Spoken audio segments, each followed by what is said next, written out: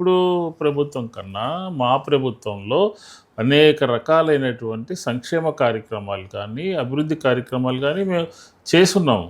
ఇప్పుడు అవినీతి లేకుండా సచివాలయ వ్యవస్థ తీసుకొచ్చి ప్రతి ప్రజలకి మీరు అద్భుతమైనటువంటి వ్యవస్థ జగన్మోహన్ రెడ్డి గారి పరిపాలనలో ఒక సచివాలయం వ్యవస్థ తీసుకొచ్చారు. ఒక 2000 మందికి ఒక సచివాలయం తీసుకొచ్చి అందులో 10 మంది అధికారులను పెట్టి ఆ 10 మంది అధికారులు కూడా ఏ రకంగానంటే అక్కడ ఉన్నటువంటి ఆ 2000 మందికి అందుబాటులో ఉండాలి.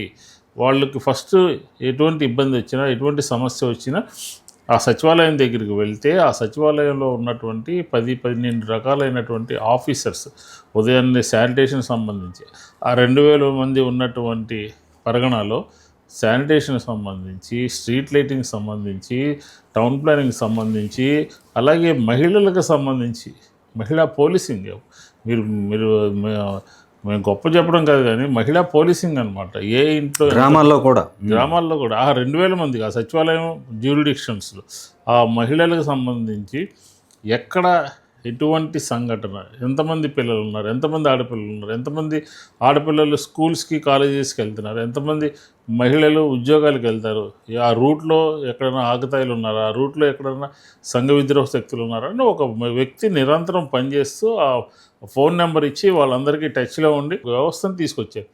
ఈరోజు చూడండి ఆంధ్రప్రదేశ్లో ఏం జరుగుతుందో, మహిళల మీద దాడులు, మహిళల మీద అత్యాచారాలు.